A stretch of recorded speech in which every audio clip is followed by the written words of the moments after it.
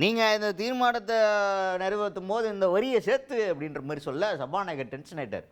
எந்த வரியை சேர்க்கணும் எந்த வரி சேர்க்கக்கூடாதுலாம் நான் பார்த்துக்கிறேன், உங்கள் மேட்ரு என்னமோ அதை மட்டும் பெஸ்ட்டு கம்முன்னு உட்காரணும் அப்படின்னு சொல்லிட்டு சபாநாயகரே டென்ஷன் ஆகிட்டார். ஒருத்தர் யார் இவர்?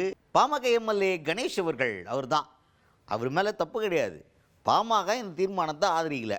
அதனால என்ன சொன்னார்னா, ஏகமனதோடு நாங்கள் இந்த தீர்மானத்தை நிறைவேற்றுறோன்ற வரியை நீக்கிட்டு அப்படின்னு சொன்னோன்னே அது சபாநாயகருக்கு எப்படி ட்ரிகர் ஆயிடுச்சுன்னா, இந்த நிறைவேற்றுறதுலாம் நான் பார்த்துக்கிறேன், உன் கண்டென்ட் என்ன அதோடு நிற்கணும், நீ எனக்கு பாடம் எடுக்கப்படாது அப்படின்ற போய் பர்சனலாக எடுத்துக்கிட்டார். அப்புறமா மறுபடியும் கணேஷ் அவர்கள் வந்து என்ன சொல்லிட்டாருன்னா, பொருள் நான் என்ன சொல்ல வரேன்னு கொஞ்சம் கேளுங்க, நான் என்ன சொல்ல வந்தேன், நாங்கள் வந்து இதுக்கு ஒத்துக்கலை அதனால் ஏகமனதாக நிறைவேற்றுறோன்னு சொல்லாதீங்க, இதுக்கு எதிர்ப்பு தெரிவிக்கிறதுக்கு காரணம் இது வந்து நாங்கள் இருக்கக்கூடிய ஸ்டாண்டிங் ஆப்போசிட்டாக இருக்குது அப்படின்னு விளக்கத்தை சொல்லிட்டு உட்காந்துட்டாரு கணேஷ் அவர்கள். இன்றைக்கு இந்த சட்டம் வருமா வராதா என்றெல்லாம் இருக்கக்கூடிய சூழ்நிலையில் இந்த நேரத்தில் இந்த சட்டம் கொண்டு வருவதற்கான அவசியம் என்ன இருக்கிறது?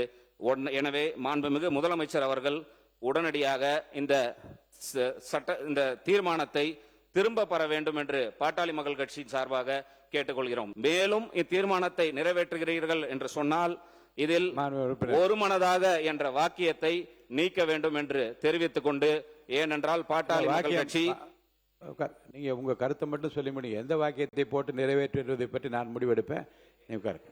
ஏன் அந்த ஒருமனதாக என்ற வார்த்தை அந்த தீர்மானத்தில் இருக்க வேண்டாம் என்று நாங்கள் கேட்டுக்கொள்வதற்கு காரணம், இந்த தீர்மானத்தை பாட்டாளி மக்கள் கட்சி பெண்களின் உரிமைக்காகவும் அவர்கள் அரசியல் அதிகாரம் பெறுவதற்கும் எதிராக நாங்கள் பார்க்கின்ற காரணத்தினால் இந்த தீர்மானத்தை நாங்கள் ஆதரிக்கவில்லை.